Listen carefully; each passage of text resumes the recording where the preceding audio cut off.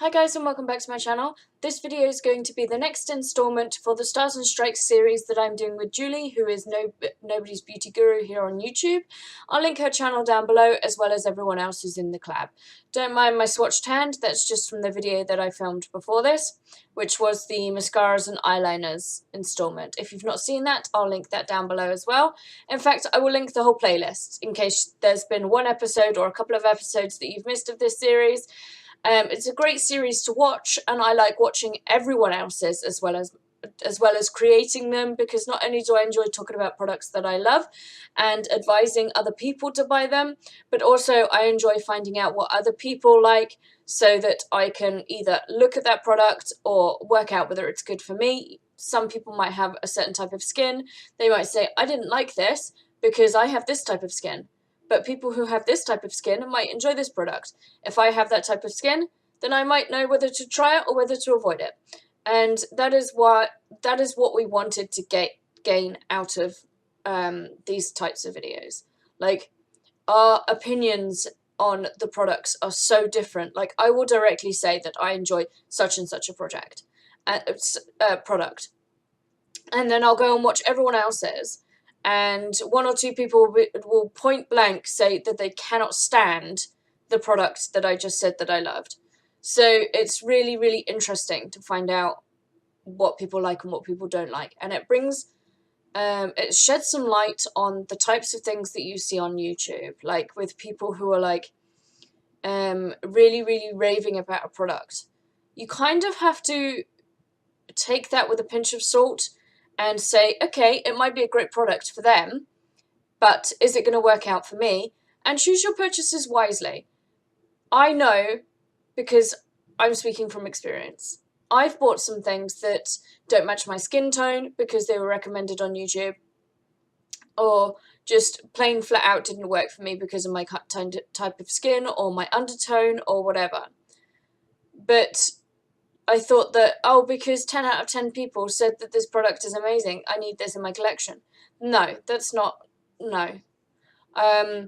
So if you're one of these people who's on the fence about a product, just bear it in mind.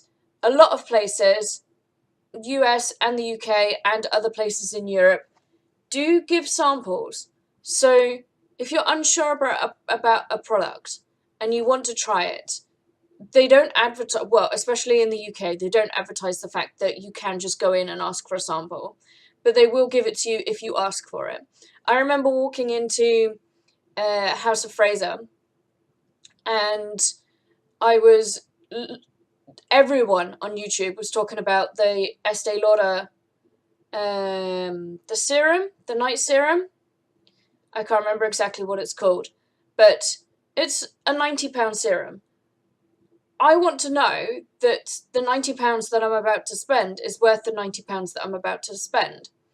So I was saying to the lady, I was like, oh, I don't know. It's a little bit expensive. Don't know if it's going to work out for me. This kind of a thing. Making a big deal out of it. And then I was like, oh, do you have a sample that I could try? Because then I might like it and I'll come back and buy it off of you. And because the sales assistant obviously wanted to make a sale, she gave me the sample, and it turns out not a big fan of the product. So I didn't go back, and I'm glad I didn't spend the £90 on it, because then I would have spent money needlessly because somebody on YouTube said that it was a great product. That's really, really long. I've been talking for 5 minutes already, and we've not even got to what we were supposed to be talking about. But I was just trying to make a point of, it's a good thing to watch because you will learn what people like, what people don't like, and why they don't like it, or why they do like it.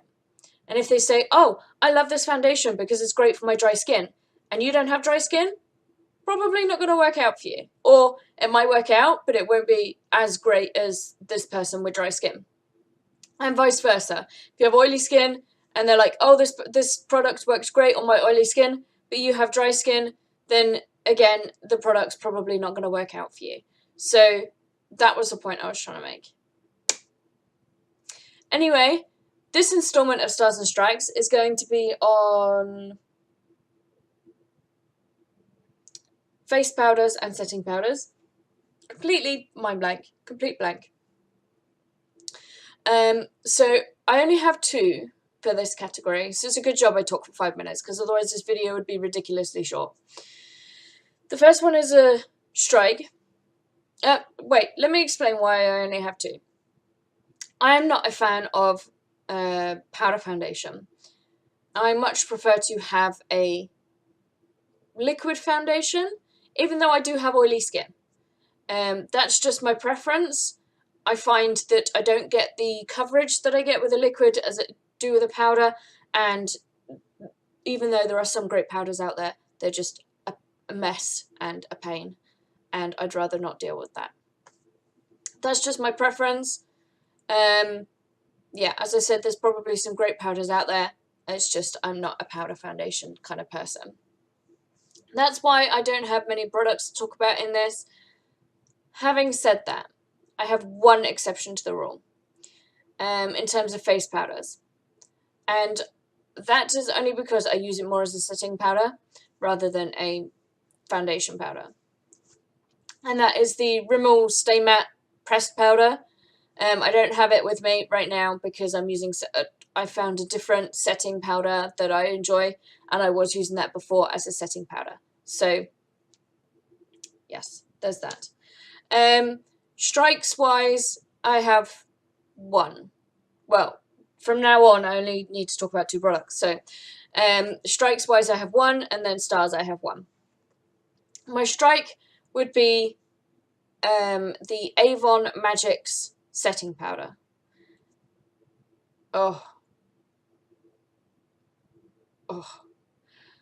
If you do not own this powder, bearing in mind I did just say that it might work for you. If it doesn't work for one person, it might. Forget that. Completely forget anything I said in the intro of this. Do not buy the Avon Magix Setting Powder. Just don't. Because not only is it really, really coarse, okay.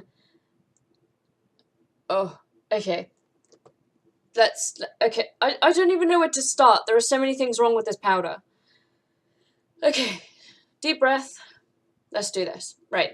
1, it's patchy. I set my whole face because I have oily skin, and I find setting my whole face stops my powder foundation, my liquid foundation, sorry, from sinking into my fine lines and for getting oily patches. It just keeps the whole thing matte for most of the day. So I bake my whole face. That's just how we do. So I had this powder all over my face and brush it off because, you know, you want to leave it in and then get rid of the excess. So you brush off the excess and there's like white patches all over my face. And I'm just brushing and brushing and brushing, and there's still like white patches all over my face. That's number 1. Number 2, flashback. Not only do I have white patches on my face, but every time somebody takes a photo of me, that white patch is now accentuated. Great. Number 3, it smells. Really, really, really, really bad. Really bad. To the point where even Andrew was saying, I don't want you to use this anymore. I'm going to buy you another one so that you don't have to use this anymore. He didn't, because I put my foot down and I was like, no, I've spent money on this, I will use it up. But, yes, it smells really, really bad. Were we on number 3 or number 4? Anyway, the next point, whether it be 5 or 4, it's coarse. So, it's like, you know, some powders are really, really soft and fine and lovely and they feel good on your skin. And even like talc you put on your arms. That's not the most soft powder in the world. Softer than the setting powder. I'm not even exaggerating at this point. It is the most coarse powder I have ever used on my face. Ever. And I've used some really, really coarse glitter eyeshadows. Like, this doesn't even compare. It's just really not good. Okay, and the last point then, if I hadn't already turned you off of the product, is it goes everywhere. And I mean everywhere. Like, I could do it, and it's not me, because I have other powders that haven't done it. So I'll take my beauty blender, and look, you can see, and I'll just like put it here or here, just to tidy up where I've put my blush and bronzer, as I normally do. And then I'll get the brush, and I'll be like this, and I'll just dust away the excess after letting it sit there and bake. And all of a sudden, the air will be cloudy, and it will be like, I don't know, somebody put dry ice in my bathroom or something.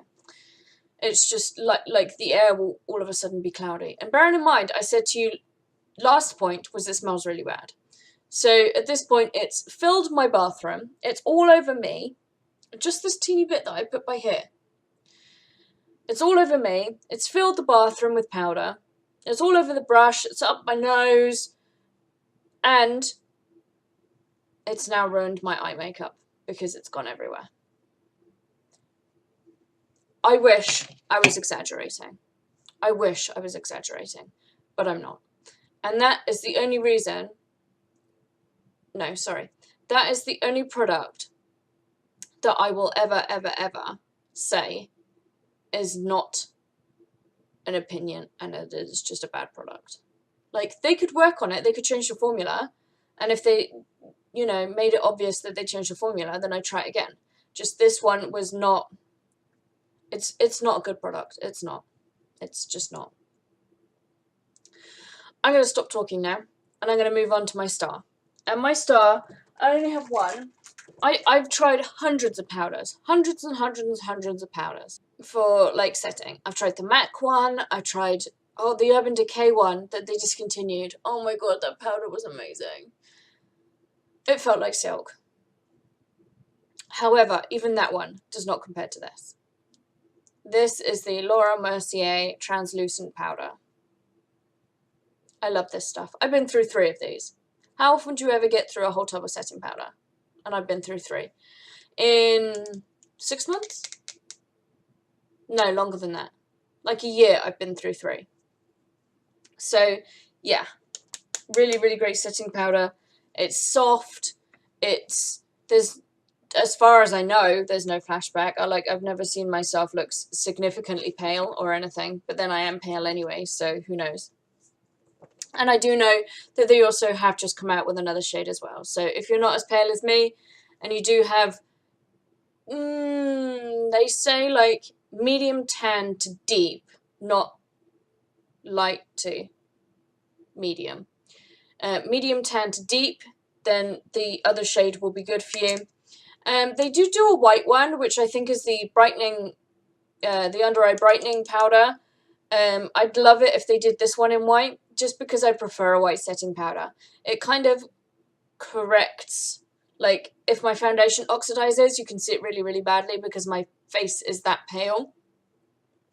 And if the setting powder is white, it just kind of balances that out. But that's just, I will always buy this in translucent if they never come out with a white one, because it's much, much better than any other white powder I've ever tried in my life. The Urban Decay one, as we said, was really, really good, but they discontinued it. Urban Decay, why are you discontinuing all the good things? Why? Just why? Somebody answer the question. Anyway, I'm going to go. Thanks for watching. I'm sorry this was really, really ranty and I talked for days. But yeah, I appreciate you watching nonetheless. I really, really appreciate you guys sitting down to take the time to watch any of my videos, let alone one where I just talk at you for however long. But anyway, hopefully I will see you soon, and I'll catch you in the next one. Take care. Bye.